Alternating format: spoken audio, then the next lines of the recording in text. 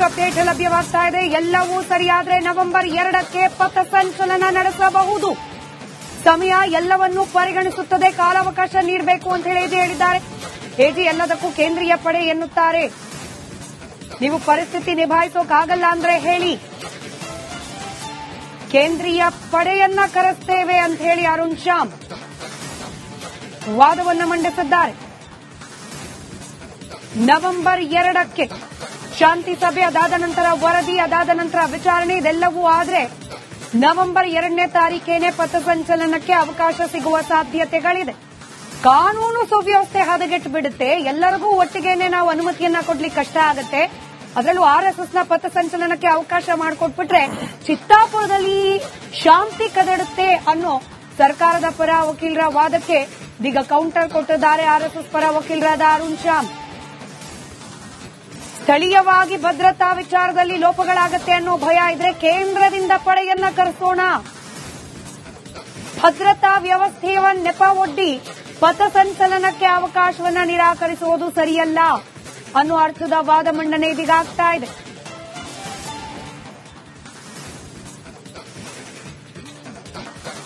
ಎಲ್ಲದಕ್ಕೂ ಕೂಡ ಸಮಯಾವಕಾಶವನ್ನ ಕೇಳ್ತಿದ್ದಾರೆ. ಸಮಯಾವಕಾಶವನ್ನ ಕೇಳಿಯೂ ಕೂಡ ಪರಿಸ್ಥಿತಿಯನ್ನ ನಿಭಾಯಿಸಲಿಕ್ಕೆ ಸಾಧ್ಯ ಆಗೋದಿಲ್ಲ ಅಂದ್ರೆ ಕೇಂದ್ರೀಯ ಪಡೆಯನ್ನ ಕರೆಸೋಣ ರಕ್ಷಣೆಗೆ, ಭದ್ರತೆಗೆ ಅನ್ನೋ ಅರ್ಥದ ವಾದವನ್ನ ಮಂಡಿಸಿದ್ದಾರೆ ಅರುಣ್ ಶ್ಯಾಮ್.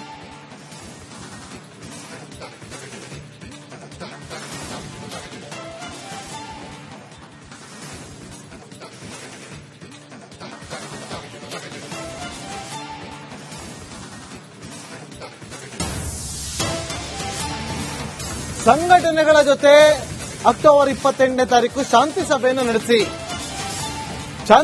ನಡೆಸಿ ಸರ್ಕಾರಕ್ಕೆ ಸೂಚನೆ ಕೊಟ್ಟಂತಹ ಪೀಠ 28ಕ್ಕೆ ಶಾಂತಿ ಸಭೆ ಮಾಡಿ 30ಕ್ಕೆ ಮತ್ತೆ ಸೇರೋಣ ಅಂತ ಸೂಚನೆ ಕೊಟ್ಟಿದೆ ಹೈಕೋರ್ಟ್ನ ವಿಭಾಗೀಯ ಪೀಠ. ಎಲ್ಲರೂ ಸಹಕಾರ ನೀಡಬೇಕು ಅಂತೇಳಿ ಹೈಕೋರ್ಟ್ನ ವಿಭಾಗೀಯ ಪೀಠ ಸೂಚನೆ ಕೊಟ್ಟಿದೆ. ಈ ಸರ್ಕಾರಕ್ಕೆ 28ನೇ ತಾರೀಕು ಶಾಂತಿ ಸಭೆಯನ್ನ ಮಾಡಿ 30ನೇ ತಾರೀಕು ಮತ್ತೆ ಸೇರೋಣ ಅಂತೇಳಿ ಎಲ್ಲರೂ ಕೂಡ ಸಹಕಾರವನ್ನ ಕೊಡಬೇಕು. ಸರ್ಕಾರ ಈ ನಿಟ್ಟಿನಲ್ಲಿ ಒಂದು ಶಾಂತಿ ಸಭೆಯನ್ನ ಮಾಡಿಸಿ ಅಧಿಕಾರಿಗಳಿಗೆ ಸೂಚನೆಯನ್ನ ಕೊಡಿ ಅಂತ ಹೇಳಿ ಹೈಕೋರ್ಟ್ನ ವಿಭಾಗೀಯ ಪೀಠ ಸೂಚನೆಯನ್ನ ಕೊಟ್ಟಿದೆ.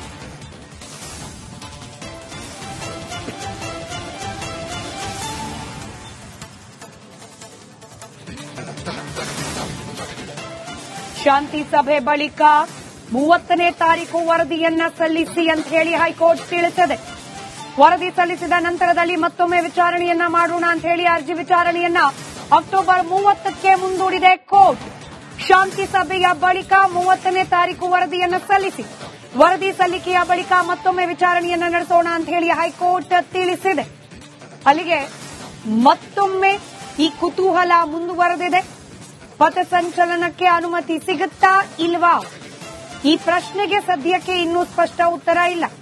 ಆದರೆ ಇವತ್ತು ಕೋರ್ಟ್ ನಡೆಸಿರುವ ವಿಚಾರಣೆಯ ಅಂಶಗಳನ್ನ ಪರಿಗಣಿಸಿದ್ರೆ ಆರ್ಎಸ್ಎಸ್ ಪಥಸಂಚಲನಕ್ಕೆ ನಿರ್ಬಂಧ ಹೇರೋದು ಬೇಡ, ಕಾನೂನು ಸುವ್ಯವಸ್ಥೆಯನ್ನ ಗಮನದಲ್ಲಿಟ್ಟುಕೊಂಡು ಅವಕಾಶವನ್ನ ನೀಡಬೇಕು ಅನ್ನೋ ಅರ್ಥದ ಈಗ ವಾದ ಪ್ರತಿವಾದ ಅಲ್ಲಾಗ್ತಾ ಇರುವುದನ್ನ ಗಮನಿಸಿದ್ರೆ ಬಹುತೇಕ ಈ ಶಾಂತಿ ಸಭೆ ವರದಿ ನಂತರದಲ್ಲಿ ಆರ್ಎಸ್ಎಸ್ ಪಥಸಂಚಲನಕ್ಕೆ ಅವಕಾಶ ಸಿಗೋ ಸಾಧ್ಯತೆ. ಮತ್ತಷ್ಟು ಅಪ್ಡೇಟ್ಸ್ನೊಂದಿಗೆ ನನ್ನ ಕಲೀಗ ಅಭಿಷೇಕ್ ನೇರ ಸಂಪರ್ಕದಲ್ಲಿದ್ದಾರೆ. ಅಭಿಷೇಕ್, ಕಾನೂನು ಸುವ್ಯವಸ್ಥೆಯನ್ನ ಸ್ಥಳೀಯವಾಗಿ ನಿಭಾಯಿಸಲಿಕ್ಕೆ ಸಾಧ್ಯ ಆಗದೆ ಹೋದ್ರೆ ಕೇಂದ್ರೀಯ ಪಡೆಯನ್ನ ಕರೆಸೋಣ ಅಂತ ಹೇಳಿ ವಾದ ಮಂಡಿಸಿದ್ದಾರೆ ಆರ್ಎಸ್ಎಸ್ ಪರ ವಕೀಲರು.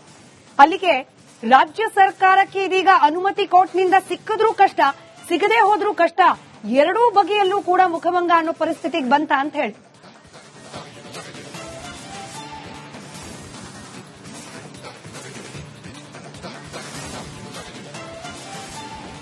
ಈ ಸದ್ಯದ ಮಟ್ಟಿಗೆ ಸ್ಮಿತಾ, ಯಾವ ಕಾರಣಕ್ಕೆ ಈ ಒಂದು ರ್ಯಾಲಿಯನ್ನ ಮುಂದೂಡಬೇಕು ಅಂತ ಎಜಿರವರು ಒಂದು ಮಾಹಿತಿಯನ್ನ ನೀಡಿದ್ದಾರೆ ಅಂದ್ರೆ 8 ಸಂಘಟನೆಗಳು ಒಂದೇ ದಿನ ನಾವು ರ್ಯಾಲಿಯನ್ನ ಮಾಡಬೇಕು ಅಂತ ಇರೋದ್ರಿಂದ ಶಾಂತಿ ಮೂಡುವಂತ ಸಾಧ್ಯತೆ ಇದೆ ಅಂತ ತಿಳಿಸಿರುವಂತದ್ದು. ಮತ್ತೊಂದು ಕಡೆಗೆ ಶಶಿಕಿರಣ್ ಶೆಟ್ಟಿರವರ ವಿರುದ್ಧವಾಗಿ ಅರುಣ್ ಶ್ಯಾಮ್ ರವರು ಆರ್ಎಸ್ಎಸ್ ಪರವಾಗಿ ಮಾತನಾಡಿರುವಂತದ್ದು 8 ಸಂಘಟನೆಗಳು ಇವತ್ತಿನಿಂದ ಆರಂಭ ಮಾಡಿದ್ರು ಕೂಡ ಪ್ರತಿ ದಿನ ಬಿಟ್ಟು ದಿನ ಮಾಡಿದ್ರು ಕೂಡ ನವೆಂಬರ್ 2ಕ್ಕೆ ನಾವು ಮಾಡಬಹುದು ಅನ್ನೋದು ವಾದವನ್ನ ಮಂಡಿಸಿರುವಂತದ್ದು. ಈ ಸಂದರ್ಭದಲ್ಲಿ ಇಲ್ಲ, ಯಾವುದೇ ಕಾರಣಕ್ಕೂ ನಾವು ತಿರಸ್ಕಾರ ಮಾಡ್ತಿಲ್ಲ, ಬದಲಾಗಿ ಡಿಲೇ ಮಾಡಿ ಅಂತ ಕೇಳ್ತಿದೀವಿ ಅಂತ ಶಶಿಕಿರಣ್ ಶೆಟ್ಟರ್ ವಾದ ಮಾಡಿದಾಗ, ಭದ್ರತೆಯ ಒಂದೇ ಕಾರಣ ಆಗಿದ್ರೆ ಸ್ಟೇಟ್ ರಿಸರ್ವ್ ಪೊಲೀಸ್ ಫೋರ್ಸ್ ಅಂದ್ರೆ ಕೆಎಸ್ಆರ್ಪಿ ಅನ್ನ ಹೊರತುಪಡಿಸಿ, ಕರ್ನಾಟಕ ರಾಜ್ಯ ಪೊಲೀಸ್ ಅನ್ನ ಹೊರತುಪಡಿಸಿ, ಇಂಟೆಲಿಜೆನ್ಸ್ ಪೊಲೀಸರನ್ನ ಹೊರತುಪಡಿಸಿ ಸೆಂಟ್ರಲ್ ರಿಸರ್ವ್ ಪೊಲೀಸ್ ಫೋರ್ಸ್ ಅನ್ನ ಕೂಡ ಕರೆಸೋಣ, ನಿಮಗೆ ಅಷ್ಟು ಸಮಸ್ಯೆ ಆಗುತ್ತೆ ಅಂದ್ರೆ ಸಿಆರ್ಪಿಎಫ್ ಬರುತ್ತೆ, ಭದ್ರತೆ ಕೊಡುತ್ತೆ ಅಂತ ಲೇವಡಿಯಾದಂತ ಮಾತನ್ನ ಖಂಡಿತವಾಗಿಯೂ ಸರ್ಕಾರಕ್ಕೆ ಈಗ ಚಾಟಿ ಬೀಸಿರುವಂತದ್ದು ಅರುಣ್ ಶಾಮ್ರವರು. ಇಬ್ಬರು ದೈತ್ಯ ವಕೀಲರು ಎರಡು ಇನ್ಸ್ಟಿಟ್ಯೂಷನ್ಗಳಂದ್ರೆ ಒಬ್ರು ಸರ್ಕಾರವನ್ನ ಮತ್ತೊಬ್ರು ಆರ್ಎಸ್ಎಸ್ ಅನ್ನ ರೆಪ್ರೆಸೆಂಟ್ ಮಾಡಿದಾಗ ಪಾಯಿಂಟ್ ಟು ಪಾಯಿಂಟ್ ಹಿಡಿದು ಮಾತನಾಡದನ್ನ ನೋಡಂತ ವಿಭಾಗೀಯ ಪೀಠ ಈಗ ಒಂದು ನಿರ್ಣಯಕ್ಕೆ ಬಂದಿರುವಂತದ್ದು. ಅಕ್ಟೋಬರ್ 28ಕ್ಕೆ ಎಲ್ಲ ಸಂಘಟನೆಗಳು ಅಂದ್ರೆ ಯಾರೆಲ್ಲ 28ನೇ ತಾರೀಕು ನವೆಂಬರ್ 2ನೇ ತಾರೀಕು ನಾವು ರ್ಯಾಲಿ ಮಾಡಬೇಕು ಅಂತ ಅಂದ್ಕೊಂಡಿದ್ದಂತ ಎಲ್ಲ ಸಂಘಟನೆಗಳನ್ನ 28ನೇ ತಾರೀಕು ಕರೆಸ್ರಿ, ಅವ್ರ ಜೊತೆ ಮಾತುಕತೆಯನ್ನ ಆಡಿಸ್ರಿ. ಒಂದು ವೇಳೆ ಡಿಲೇ ಮಾಡೋದಕ್ಕೆ ಬೇರೆ ಬೇರೆ ಸಂಘಟನೆಗಳು ಒಪ್ಪುತ್ತಾ ಅನ್ನೋದನ್ನ ನೋಡ್ರಿ. ಇಲ್ಲವಾದ್ರೆ ಆ 8 ಸಂಘಟನೆಗಳು ಒಂದಾದ ನಂತರ ಒಂದು ಸಾಮಾನ್ಯವಾಗಿ ಇಂಡಿಪೆಂಡೆನ್ಸ್ ಡೇ ಪರೇಡ್ ಏನಿರುತ್ತೆ ಆ ರೀತಿ ಪರೇಡ್ ಮಾಡೋದಕ್ಕೆ ಅವಕಾಶವನ್ನ ಕಲ್ಪಿಸುವಂತ ಕೆಲಸವನ್ನ ಸರ್ಕಾರ ಮಾಡಬೇಕು ಅನ್ನೋ ಸೂಚನೆಯನ್ನ ಈಗ ವಿಭಾಗೀಯ ಪೀಠ ನಿರ್ದೇಶನವನ್ನ ನೀಡಿರುವಂತದ್ದು. 28ಕ್ಕೆ ಶಾಂತಿ ಸಭೆಯನ್ನ ಮಾಡೋದಕ್ಕೆ ಸರ್ಕಾರಕ್ಕೆ ಸೂಚನೆ ನೀಡಲಾಗಿದೆ. ಎಳೆಯುವಂತ ಅಗತ್ಯ ಇಲ್ಲ, ಅವಶ್ಯಕತೆ ಇಲ್ಲ, ಮೇಲಿನ ಮೇಲೆ ಮಾತನಾಡುವಂತ ಅವಶ್ಯಕತೆ ಇಲ್ಲ. 28ಕ್ಕೆ ಶಾಂತಿ ಸಭೆ ಮಾಡಿ, 30ಕ್ಕೆ ಮತ್ತೆ ಕೋರ್ಟ್ಗೆ ಬನ್ನಿ.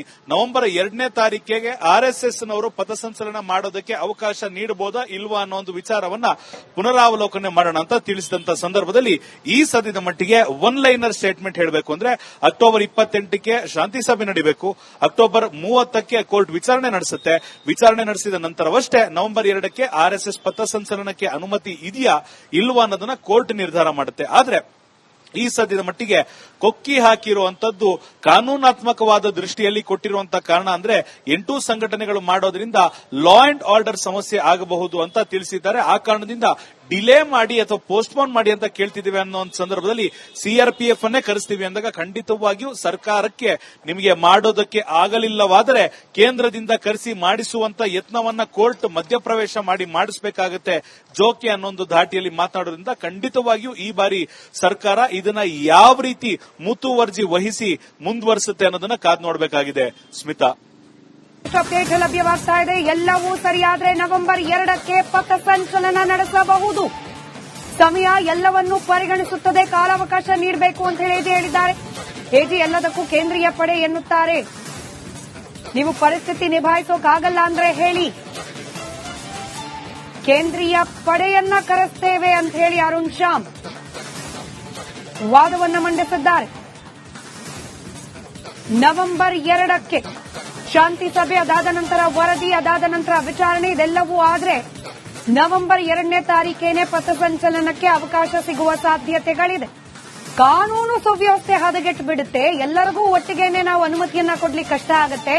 ಅದರಲ್ಲೂ ಆರ್ಎಸ್ಎಸ್ನ ಪಥಸಂಚಲನಕ್ಕೆ ಅವಕಾಶ ಮಾಡಿಕೊಟ್ಬಿಟ್ರೆ ಚಿತ್ತಾಪುರದಲ್ಲಿ ಶಾಂತಿ ಕದಡುತ್ತೆ ಅನ್ನೋ ಸರ್ಕಾರದ ಪರ ವಕೀಲರ ವಾದಕ್ಕೆ ಇದೀಗ ಕೌಂಟರ್ ಕೊಟ್ಟಿದ್ದಾರೆ ಆರ್ಎಸ್ಎಸ್ ಪರ ವಕೀಲರಾದ ಅರುಣ್ ಶಾಮ್. ಸ್ಥಳೀಯವಾಗಿ ಭದ್ರತಾ ವಿಚಾರದಲ್ಲಿ ಲೋಪಗಳಾಗತ್ತೆ ಅನ್ನೋ ಭಯ ಇದ್ರೆ ಕೇಂದ್ರದಿಂದ ಪಡೆಯನ್ನ ಕರೆಸೋಣ. ಭದ್ರತಾ ವ್ಯವಸ್ಥೆಯ ನೆಪ ಒಡ್ಡಿ ಪಥಸಂಚಲನಕ್ಕೆ ಅವಕಾಶವನ್ನ ನಿರಾಕರಿಸುವುದು ಸರಿಯಲ್ಲ ಅನ್ನೋ ಅರ್ಥದ ವಾದ ಮಂಡನೆ ಇದೀಗ ಆಗ್ತಾ ಇದೆ.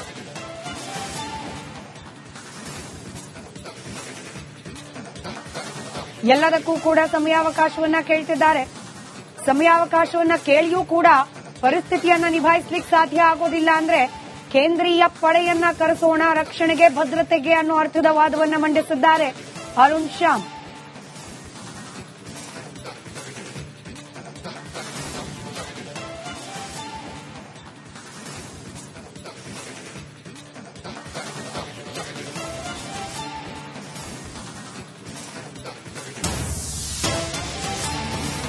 ಸಂಘಟನೆಗಳ ಜೊತೆ ಅಕ್ಟೋಬರ್ 28ನೇ ತಾರೀಕು ಶಾಂತಿ ಸಭೆಯನ್ನು ನಡೆಸಿ ಸರ್ಕಾರಕ್ಕೆ ಸೂಚನೆ ಕೊಟ್ಟಂತಹ ಪೀಠ 28ಕ್ಕೆ ಶಾಂತಿ ಸಭೆ ಮಾಡಿ 30ಕ್ಕೆ ಮತ್ತೆ ಸೇರೋಣ ಅಂತ ಸೂಚನೆ ಕೊಟ್ಟಿದೆ ಹೈಕೋರ್ಟ್ನ ವಿಭಾಗೀಯ ಪೀಠ.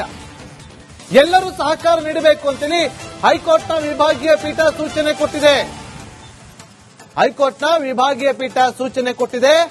ಈ ಸರ್ಕಾರಕ್ಕೆ 28ನೇ ತಾರೀಕು ಶಾಂತಿ ಸಭೆಯನ್ನ ಮಾಡಿ 30ನೇ ತಾರೀಕು ಮತ್ತೆ ಸೇರೋಣ ಅಂತ ಎಲ್ಲರೂ ಕೂಡ ಸಹಕಾರವನ್ನ ಕೊಡಬೇಕು.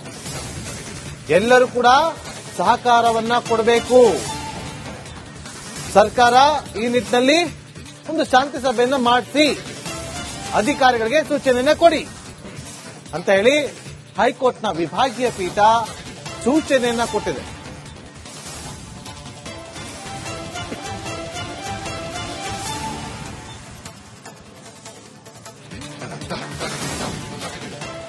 ಶಾಂತಿ ಸಭೆ ಬಳಿಕ 30ನೇ ತಾರೀಕು ವರದಿಯನ್ನ ಸಲ್ಲಿಸಿ ಅಂತ ಹೇಳಿ ಹೈಕೋರ್ಟ್ ತಿಳಿಸಿದೆ.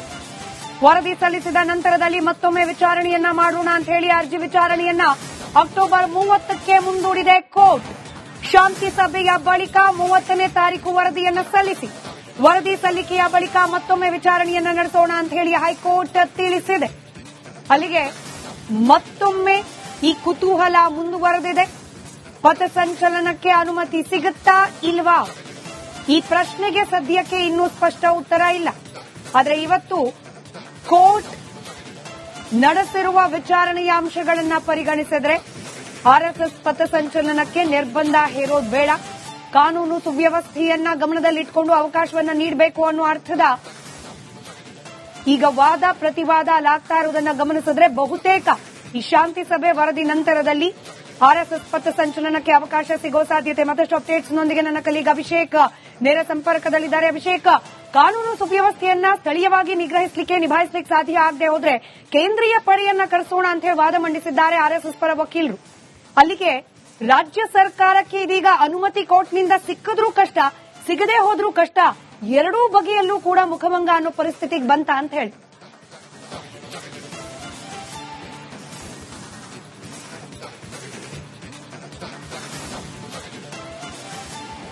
ಈ ಸದ್ಯದ ಮಟ್ಟಿಗೆ ಸ್ಮಿತಾ, ಯಾವ ಕಾರಣಕ್ಕೆ ಈ ಒಂದು ರ್ಯಾಲಿಯನ್ನ ಮುಂದೂಡಬೇಕು ಅಂತ ಎಜಿರವರು ಒಂದು ಮಾಹಿತಿಯನ್ನ ನೀಡಿದ್ದಾರೆ ಅಂದ್ರೆ 8 ಸಂಘಟನೆಗಳು ಒಂದೇ ದಿನ ನಾವು ರ್ಯಾಲಿಯನ್ನ ಮಾಡಬೇಕು ಅಂತ ಇರೋದ್ರಿಂದ ಅಶಾಂತಿ ಮೂಡುವಂತ ಸಾಧ್ಯತೆ ಇದೆ ಅಂತ ತಿಳಿಸಿರುವಂತದ್ದು. ಮತ್ತೊಂದು ಕಡೆಗೆ ಶಶಿಕಿರಣ್ ಶೆಟ್ಟಿರವರ ವಿರುದ್ಧವಾಗಿ ಅರುಣ್ ಶಾಮ್ ರವರು ಆರ್ಎಸ್ಎಸ್ ಪರವಾಗಿ ಮಾತನಾಡಿರುವಂತದ್ದು 8 ಸಂಘಟನೆಗಳು ಇವತ್ತಿನಿಂದ ಆರಂಭ ಮಾಡಿದ್ರು ಕೂಡ ಪ್ರತಿ ದಿನ ಬಿಟ್ಟು ದಿನ ಮಾಡಿದ್ರು ಕೂಡ ನವೆಂಬರ್ 2ಕ್ಕೆ ನಾವು ಮಾಡಬಹುದು ಅನ್ನೋದು ವಾದವನ್ನ ಮಂಡಿಸಿರುವಂತದ್ದು.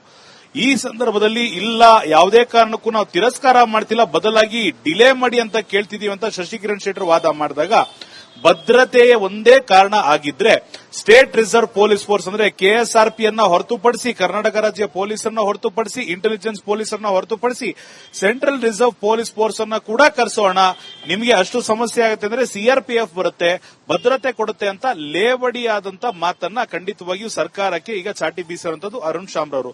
ಇಬ್ಬರು ದೈತ್ಯ ವಕೀಲರು 2 ಇನ್ಸ್ಟಿಟ್ಯೂಷನ್ಗಳಂದ್ರೆ ಒಬ್ರು ಸರ್ಕಾರವನ್ನ ಮತ್ತೊಬ್ರು ಆರ್ಎಸ್ಎಸ್ ಅನ್ನ ರೆಪ್ರೆಸೆಂಟ್ ಮಾಡಿದಾಗ ಪಾಯಿಂಟ್ ಟು ಪಾಯಿಂಟ್ ಹಿಡಿದು ಮಾತನಾಡದನ್ನ ನೋಡಂತ ವಿಭಾಗೀಯ ಪೀಠ ಈಗ ಒಂದು ನಿರ್ಣಯಕ್ಕೆ ಬಂದಿರುವಂತದ್ದು. ಅಕ್ಟೋಬರ್ 28ಕ್ಕೆ ಎಲ್ಲ ಸಂಘಟನೆಗಳು ಅಂದ್ರೆ ಯಾರೆಲ್ಲ 28ನೇ ತಾರೀಕು ನವೆಂಬರ್ 2ನೇ ತಾರೀಕು ನಾವು ರ್ಯಾಲಿ ಮಾಡಬೇಕು ಅಂತ ಅಂದ್ಕೊಂಡಿದ್ದಂತ ಎಲ್ಲಾ ಸಂಘಟನೆಗಳನ್ನ 28ನೇ ತಾರೀಕು ಕರೆಸ್ರಿ, ಅವ್ರ ಜೊತೆ ಮಾತುಕತೆಯನ್ನ ಆಡಿಸ್ರಿ, ಒಂದು ವೇಳೆ ಡಿಲೇ ಮಾಡೋದಕ್ಕೆ ಬೇರೆ ಬೇರೆ ಸಂಘಟನೆಗಳು ಒಪ್ಪುತ್ತಾ ಅನ್ನೋದನ್ನ ನೋಡ್ರಿ.